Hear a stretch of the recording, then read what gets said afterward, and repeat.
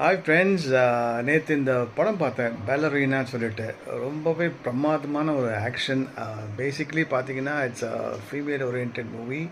And இதில் பார்த்தீங்கன்னா John வீக்கோட இது இருக்குல்ல, அவங்களோட what call their cast. So எல்லாமே இருக்கு. அண்ட் இன்ஃபேக்ட் கியானோ ரீவ்ஸ் இருக்கு sir.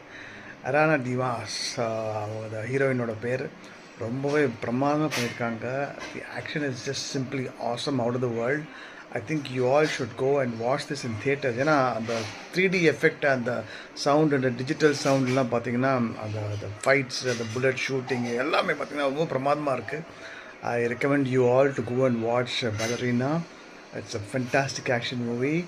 I am sure you will like it.